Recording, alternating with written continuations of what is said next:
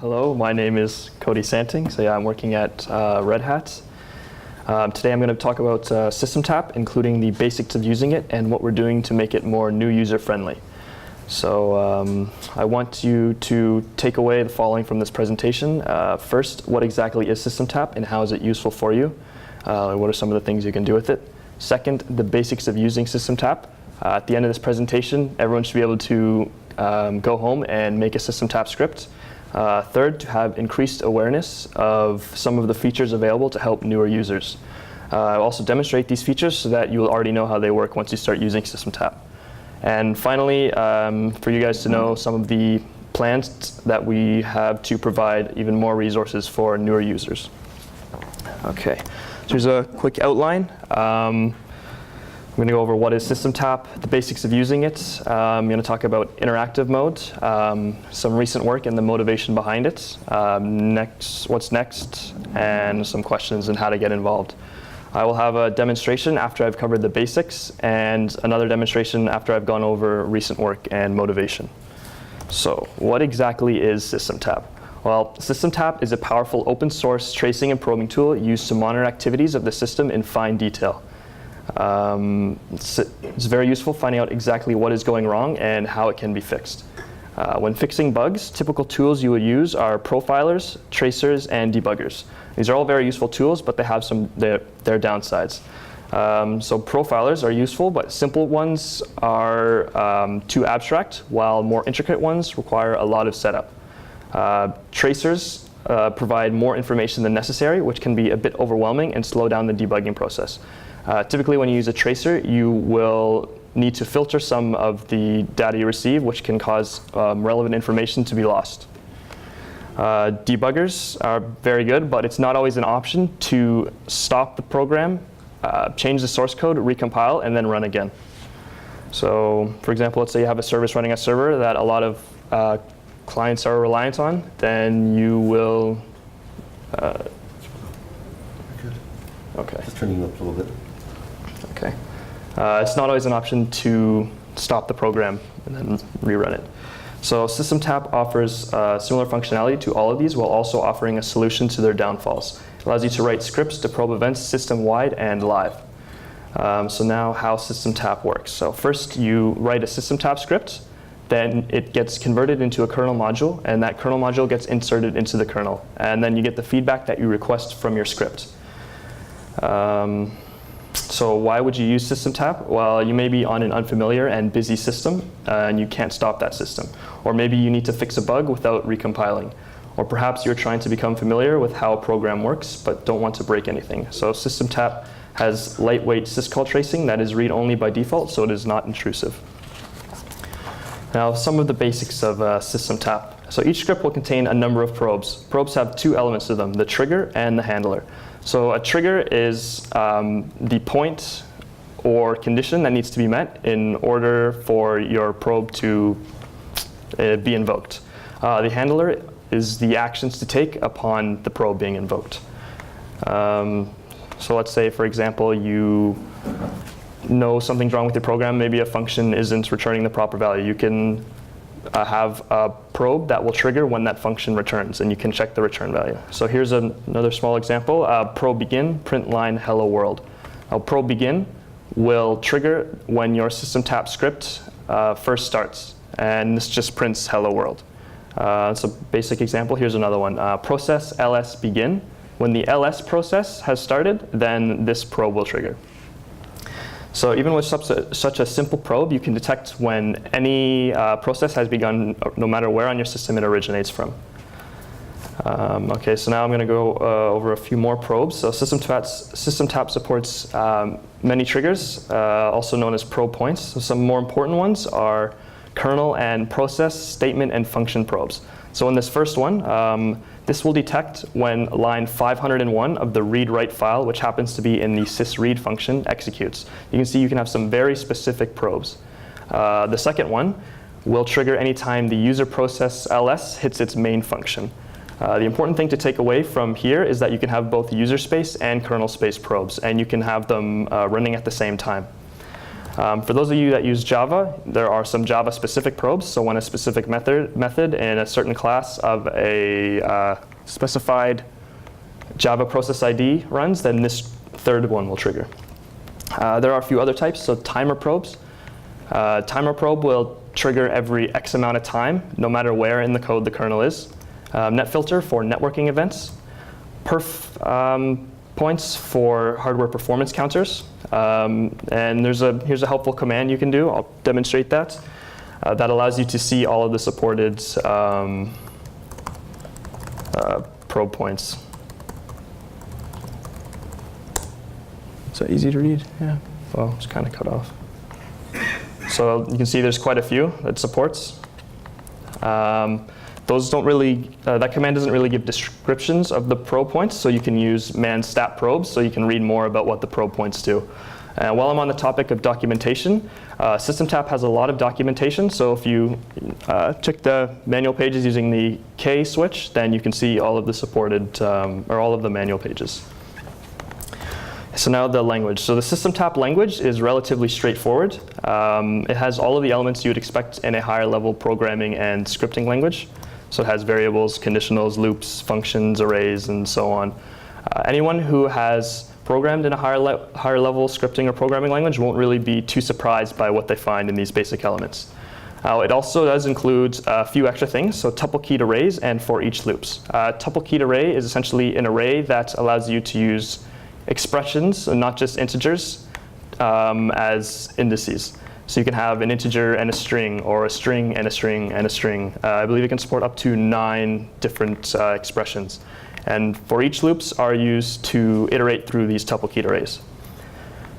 Next, we have aggregates. So an aggregate is essentially a large collection of numbers that you perform statistical operations on. So like the minimum, the maximum, the average, the sum, similar ones to that. Macros. Macros work the same as they do in C. So you have an identifier that gets expanded to something else during the parsing stage. Regular expression matching to match regular expressions to strings. And automated type interface. So in SystemTap, you don't declare your variable types. That gets done automatically. So let's say you need to access some hidden internal data but don't know its type. Rather than wasting time using trial and error, SystemTap will just figure that out for you. So now accessing variables. SystemTap provides the option of accessing context variables, which can be very powerful. So what exactly does that mean? Well, it means at the point being probed, you have access to any local variable in that code. So if you're probing a function, for example, you can see the parameters that are passed to that function. So here's an example from before, the syswrite kernel function probe points. This could, for example, be a write system call in some C code. When the probe triggers, you have access to every variable that is local at that point in the code. If you use the -L option, which would look like that, then you can see all of the context variables you have access to. So you would get something like this. You'll first notice that the probe point has updated. It now specifies which line and which file that function is in. So line 599 of the read-write file. And now you'll see a couple variables that are prefixed by a $sign. The $sign just means it's a context variable. So we have FD, file descriptor, buffer, and then count. If you're familiar with the write function call in C, then that is the parameters you pass to it. You can also use the -L option on functions. So this probe will trigger anytime any function in the ls process is called. So yeah, you can see all the functions of a process. Okay, next, tap sets. So SystemTap includes something called tap sets, which are essentially libraries similar to other languages. So they have a few different things. So first, probe aliases. Alias is another way of writing the probe points. So here's an example. The syswrite function is equivalent to syscall.write. If you use syscall.write, then this will attempt to capture the correct kernel function call without you having to look that up. Using syscall.write is a lot easier to remember, and you don't need to look up the specific function that triggers when you use a write system call. Next is useful functions. So here's an example, user string n. this function will go to the address buffer and return as a string its contents up to a length of count. Next, you can have more variables. So the variable here is argstring. With argstring, it returns all, in this example with syscall.write, it returns all of the context variables you would use if you use the -l switch, concatenated as a string. So it's a lot more convenient to write argstring than it is to write file descriptor, buffer, count. It's a lot neater, it's a lot more portable. One thing to take into account is that you can create your own tap sets. You don't just have to use the ones included with SystemTap. So you can create some and share them with your team, for example. So now some useful functions and variables. Here's the first one. Process nano function open file. This probe will trigger anytime the open file function of the nano process is called. And you can see it has this parms variable in there. That parms contains the parameters you pass to open file. The double $sign on either side of parms basically means pretty print, so it's easy for a human to read. This next one, process ls function star. This will trigger anytime any function in the ls process is called. On the first line, you see the pp function. The pp will basically return the probe point that gets updated based on which function. So if the main function is called, this will return a string that contains process ls function main.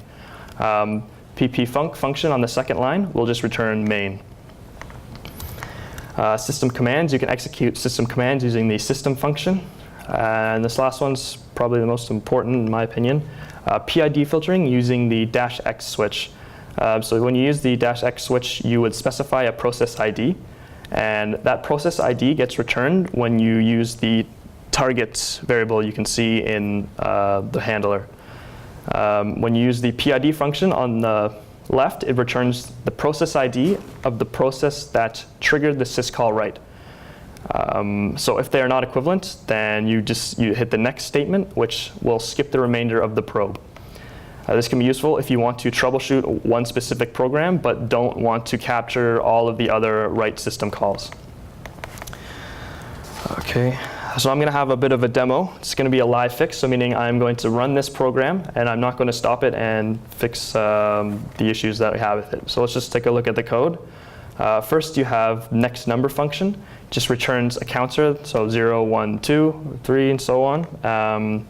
In the main function, we just call next number a few times. So I'm going to point out a few important things. So first, counter is of type short, so it will return a value between short minimum and short maximum. Next, next number is called int maximum time. So some of you already probably see the issue here. But what is the issue? It's that counter will overflow. So unless you're on a system at size of short and size of integer are equivalent, then counter will overflow and produce a negative state. For the sake of this demo, I am going to print the date anytime state is invalid, so if it is negative. So imagine this program is in a larger system, and if you have an issue like this, it goes to an invalid state, then you could bring down the whole system, but you can't just stop it. Maybe something important like a nuclear reactor. You can't just stop everything and then, oh, I gotta change this short to an integer or something, I don't know. Then you have to figure out a way to fix it without stopping the code. So how can you do that? Well, SystemTap. There are 3 things we want this script to do. So first, keep track of the state. If we know the state value, we can detect if it is invalid and we can correct it. So we can do that using this probe point. This probe will trigger anytime line 13 of the main C function is reached. So that line 13 is when state gets assigned the value of next number. So the next thing we want to do is catch next number return value. If we detect that it is going to return a negative value, we want to correct it to be, we'll just set it to 0. So we can do that using the function next number return. The last thing is to reset the counter. So if we detected that we got an invalid return value, we want to correct counter to go back to 0 so it can continue counting as we intended it to. So that can be done by detecting when the next number function is called. So let's take a look at what the script looks like.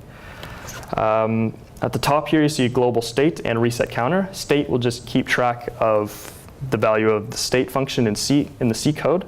We make it global so we can share it between all of our probes. Reset counter is just a flag that we will set when we want to reset counter back to 0. So you look at the first function, state, the SystemTap variable state gets the context variable state. So the context variable state is from the C code. This next handler, if the context variable return value is less than 0, then print a helpful message, reset, and then reset the return value to be 0, so it is no longer negative and doesn't break our program. And then we'll set the reset counter flag high. One thing to note is by default, SystemTap only observes in the context. It doesn't actually make changes. So if you want to make changes, such as changing the return value, we need to enter what is called guru mode. That can be entered using the G switch. So in the third probe, we check to see if that flag is high whenever the next number is called. If it is, reset counter, and then reset the flag. So I'm going to demonstrate that looks like.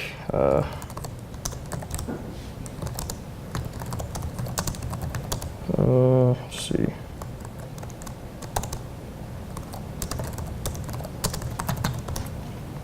So here is the SystemTap script I showed you. That's pretty clear. And here is the C code that I showed you. So I'm going to run the previously compiled C code. You can see it already is printing the time and date on the left. So it already has reached an invalid state.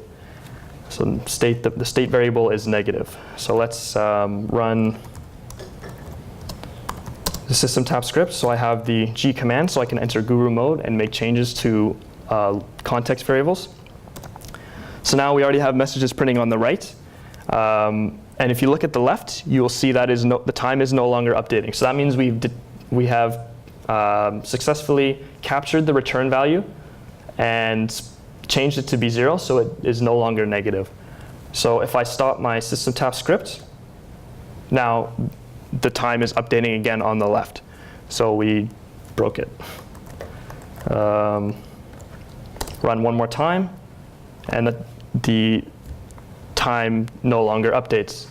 So it's pretty powerful that you can make changes to context variables like that. So let's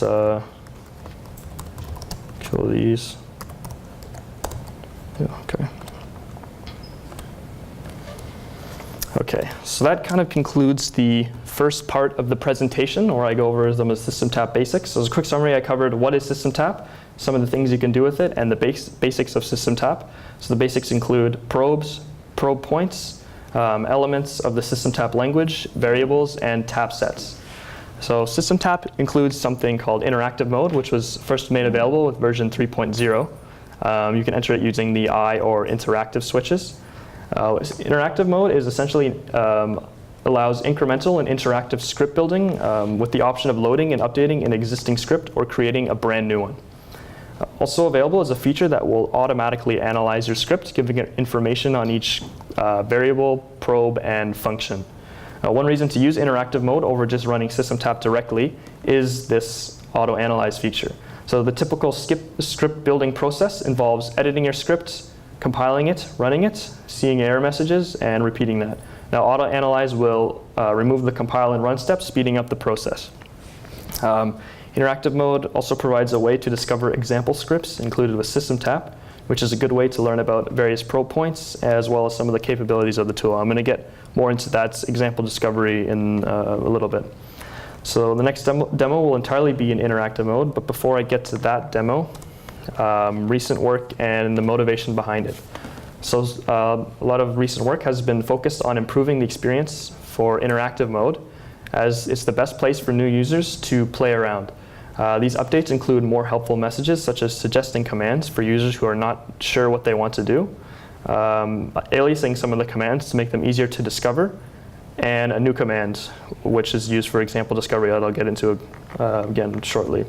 The motivation behind these updates have been making SystemTap easier for newer users to get into. SystemTap is a bit lower level than some other debugging tools, so the learning curve is somewhat steeper. As I said before, interactive mode is a great place for newer users to get used to SystemTap, so we're going to focus some attention on it. So now a demonstration. I'm going to enter interactive mode and helps. I'm going to run through some of these commands. So let's cut off a bit. Yeah. First we have add. So add allows you to append a global variable, a probe, or a function to your current script. Delete allows you to remove a specific or a range of lines from your script. List will show you your script. Edit allows you to open in an external editor the script to make any changes you'd like. Load to load an existing one, save to save the current script, and then run to run it. Sample will search and load for an example script. And now this set and option value. All these options here are similar to switches you would use in the command line, and using set allows you to set their value, and show will show all of their current values. So I'm going to go ahead and start with the add. So add probe one shot. Now a one shot is an alias that like I discussed before. So the one shot is equivalent to a probe begin. So that will start when the SystemTap script starts. The difference between a one-shot and begin is that a one-shot will append a call to the exit function at the end of the handler. So it will exit the rest of the script even if other probe points haven't been triggered. So I'll add that probe. You can see it's already asking or expecting me to enter my script line by line. So I'm going to enter just a simple hello world.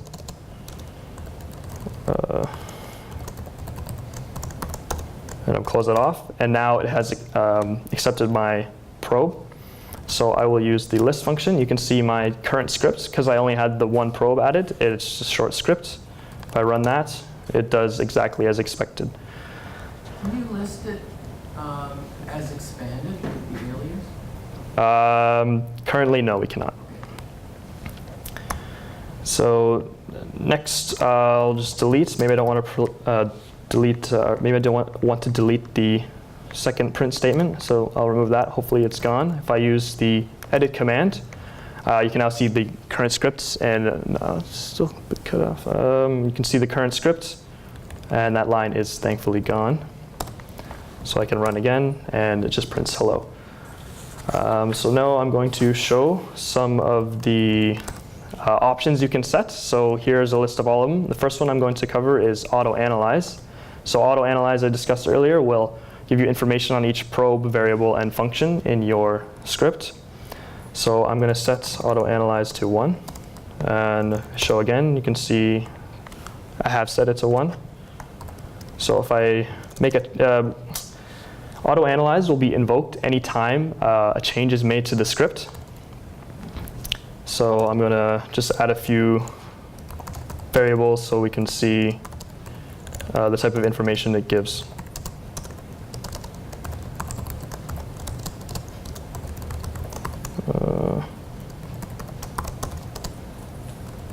And I have a typo. Okay, so I'm going to save that script. And now it has analyzed the script. So first we see globals. We have test I set as 15, it's a type long. We have functions. I said that the one-shot probe has the exit function appended to the end, so we see that function here. And now we have the begin probe, which was expanded from the one-shot. And within the begin probe is the local variable test2, which is of type string. The next option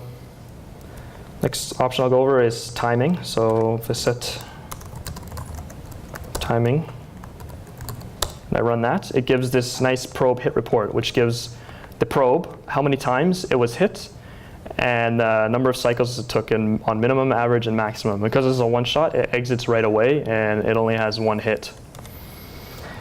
I'm going to be showing a few examples a little later on so you can see a larger probe hit report. So some of these other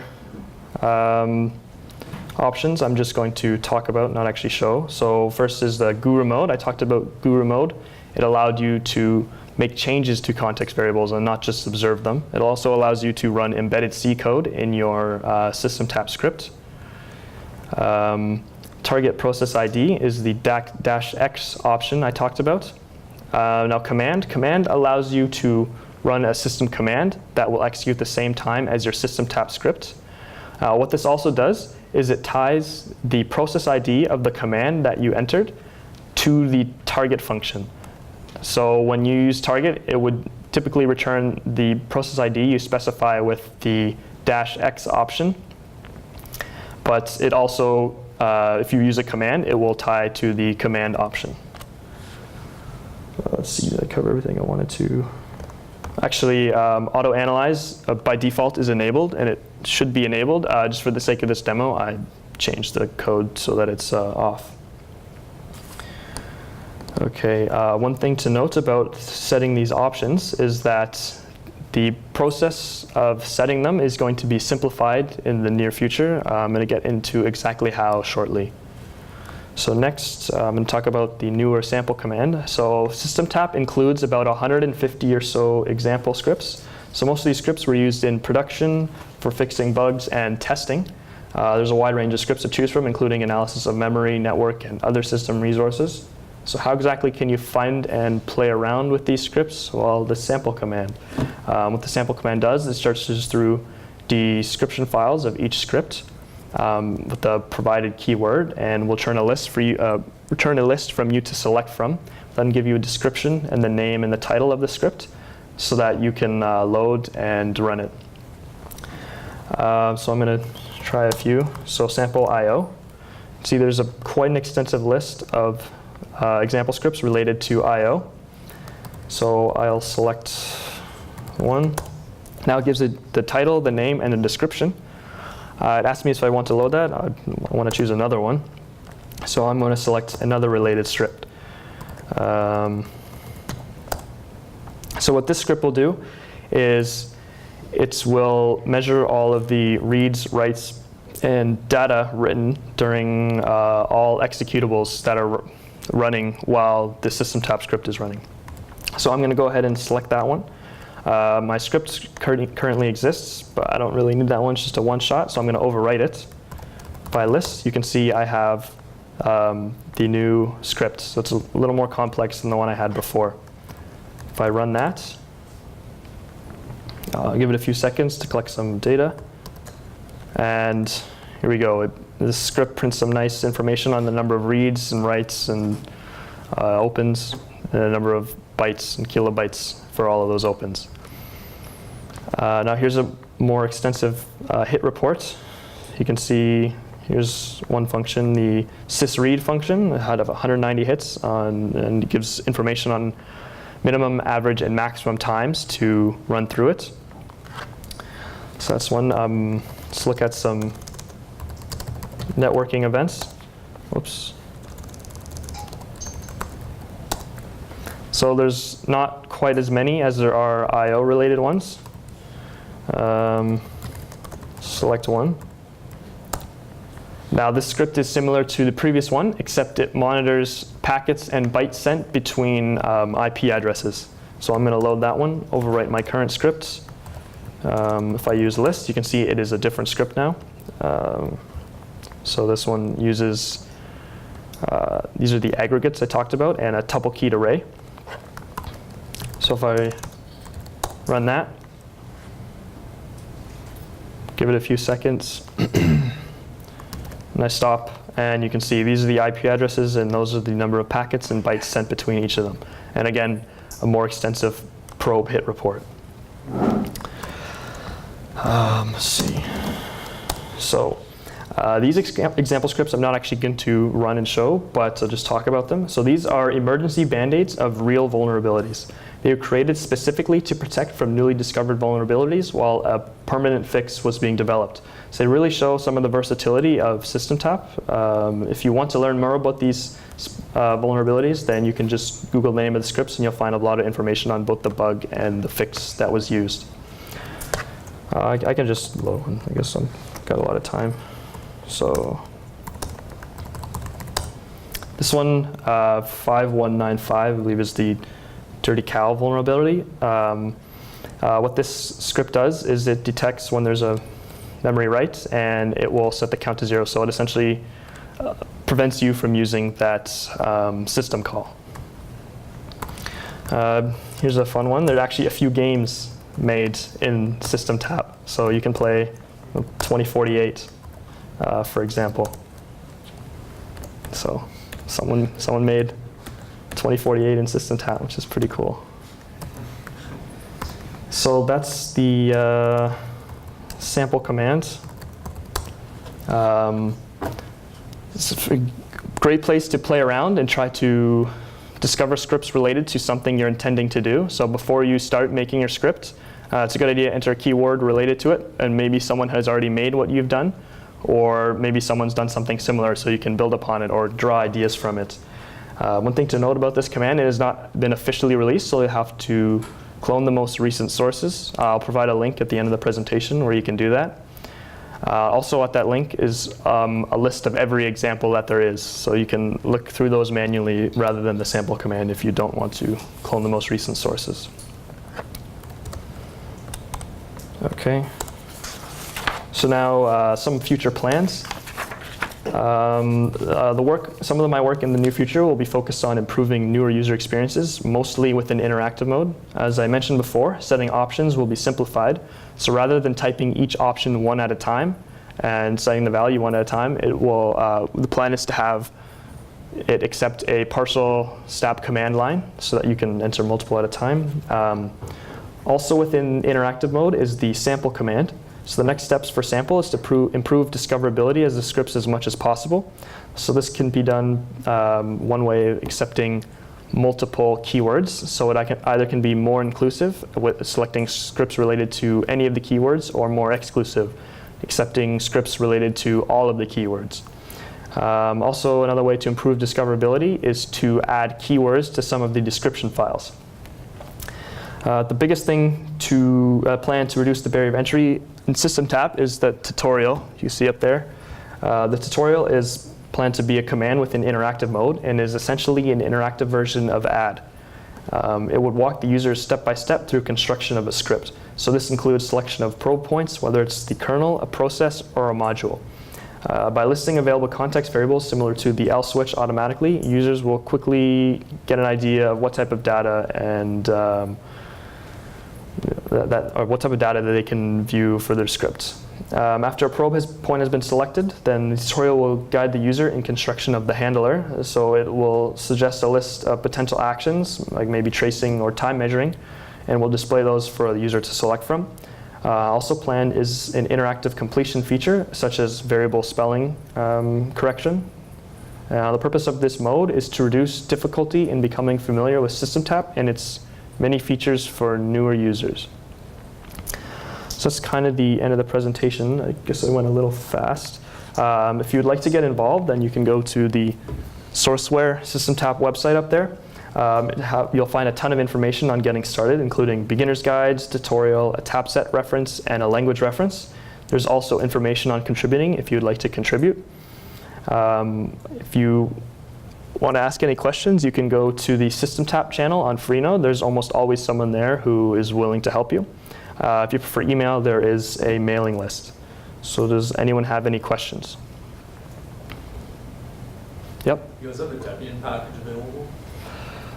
Debian, I don't know the specific ones available, but it does support a lot. So on the Wikipedia page, there's information on which ones are supported. Yep. When you loaded a sample script, it seemed like the old script disappeared. Was I missing a delete or something? Yes, I'll demonstrate that again. I guess a little quick. Let's just say. Okay, I can answer that question. Okay. Debian Stretch. Yep. There is a SystemTap package and a bunch of extra ones as well. Okay. Cool. Thank you. So for this one, I'll load that first script. So you can see I loaded the network-related script. Now,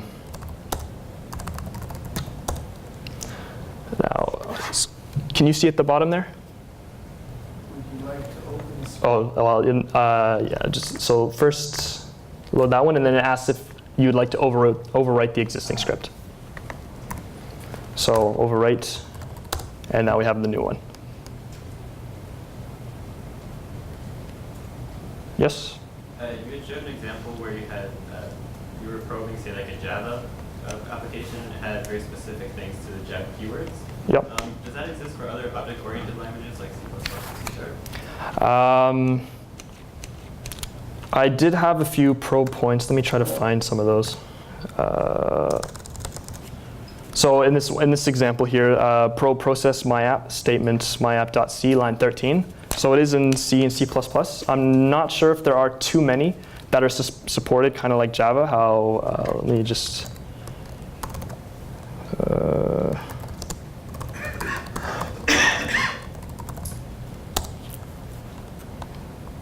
So there are some Java-specific ones. Here we are.